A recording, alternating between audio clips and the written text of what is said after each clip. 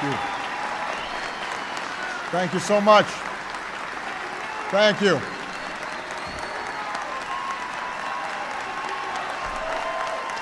Thank you very much. Thank you so much. Thank you. Thank you very much. Please. Thank you. Thank you. Please. Thank you. Secretary McDonald, Mr. Hallinan, distinguished guests, and most of all, our extraordinary veterans and your families. The last time I stood on these hallowed grounds on Memorial Day, our country came together to honor those who have fought and died for our flag. A few days before, our nation observed Armed Forces Day, honoring all who are serving under that flag at this moment. And today, on Veterans Day, we honor those who honored our country with its highest form of service. You who once wore the uniform of our Army, Navy, Air Force, Marines, or Coast Guard. We owe you our thanks.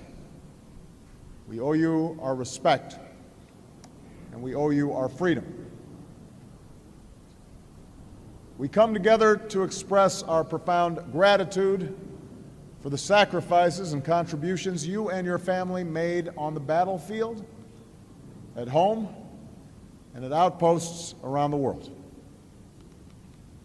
But America's gratitude to our veterans is something always grounded in something greater than what you did on duty. It's also an appreciation of the example that you continue to set after your service has ended. Your example as citizens.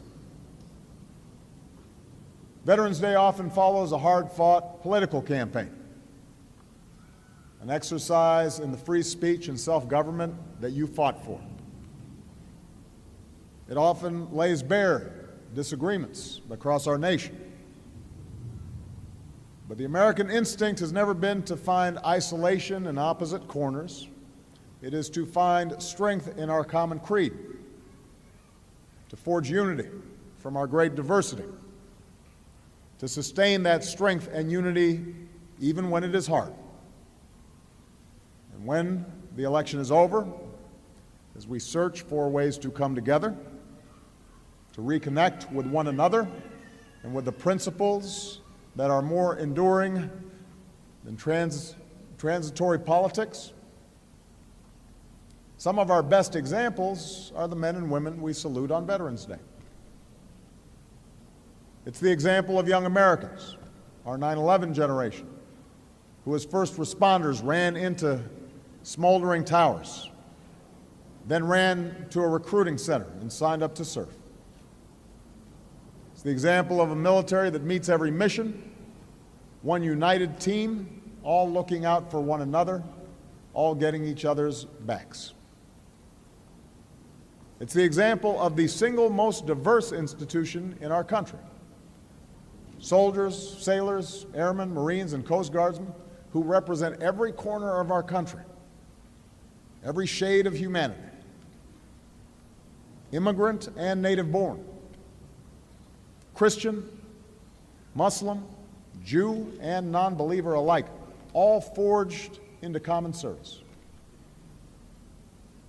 It's the example of our veterans, patriots, who when they take off their fatigues, put back on the camouflage of everyday life in America and become our business partners and bosses, our teachers and our coaches, our first responders, city council members, community leaders, role models, all still serving this country we love with the same sense of duty and with valor. A few years ago, a middle school student from Missouri entered an essay contest about why veterans are special. And this is what he wrote. When I think of a veteran, I think of men or women who will be the first to help an elderly lady across the street. I also think of someone who will defend everyone, regardless of their race, age, gender, hair color, or other discriminations. After 8 years in office, I particularly appreciate that he included hair color. But that middle schooler is right. Our veterans are still the first to help, still the first to serve. They are women, like the retired military policewoman from Buffalo who founded an AMVETS post in her community and is now building a safe place for homeless female veterans with children.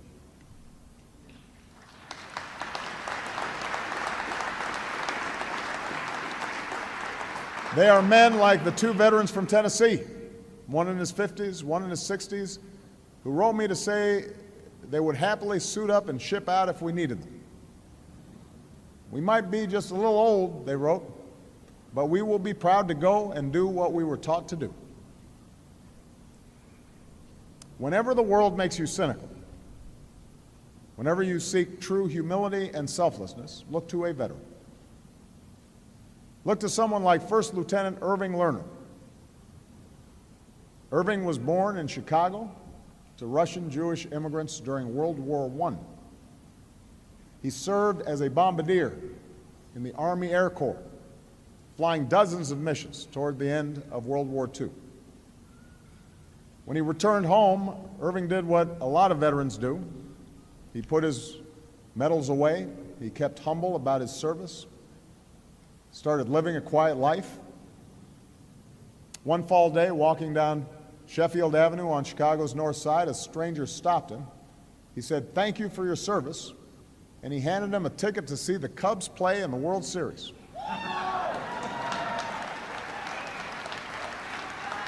Now, it's a good thing Irving took that ticket, because it would be a while until his next chance.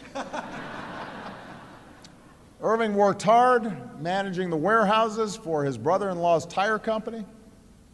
He got married to a sergeant in the Women's Air Corps, no less. He raised 4 children, the oldest of whom, Susan, is celebrating her 71st birthday today. And on a June morning, many years ago, another one of Irving's daughters, Carol, called to check in. Her mother answered, but was in a rush. "We can't talk," she said. "Your father is being honored, and we're late." Carol asked, "Honored for what?"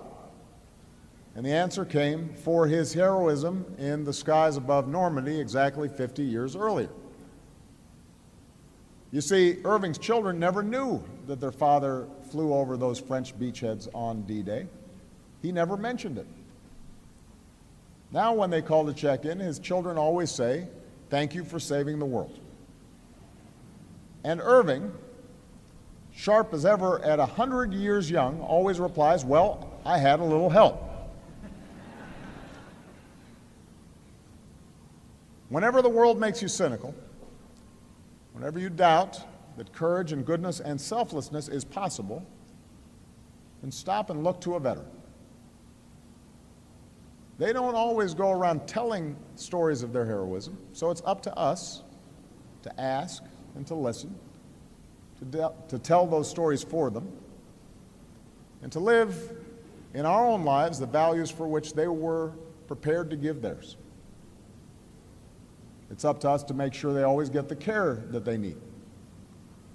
As Bob mentioned, when I announced my candidacy for this office almost a decade ago, I recommitted this generation to that work. And we've increased funding for veterans by more than 85%. We've cut veterans' homelessness almost in half. Today, more veterans have access to health care, and fewer are unemployed. We help disabled veterans afford prosthetics. We're delivering more mental health care services to more veterans than ever before, because we know that not all wounds of war are visible. Together, we began this work. Together, we must continue to keep that sacred trust with our veterans and honor their good work with our own, knowing that our mission is never done. It is still a tragedy that 20 veterans a day take their own lives. We have to get them the help they need.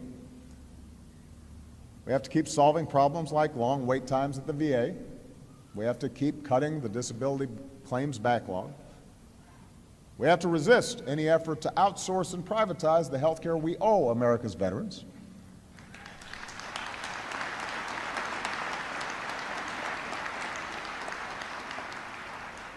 On Veterans Day, we acknowledge humbly that we can never serve our veterans in quite the same way that they served us, but we can try. We can practice kindness, we can pay it forward, we can volunteer, we can serve, we can respect one another, we can always get each other's backs. That is what Veterans Day asks all of us to think about. The person you pass as you walk down the street might not be wearing our nation's uniform today, but consider for a moment that a year or a decade or a generation ago, he or she might have been one of our fellow citizens who was willing to lay down their life for strangers like us. And we can show how much we love our country by loving our neighbors as ourselves. May God bless all who served and still do. And may God bless the United States of America.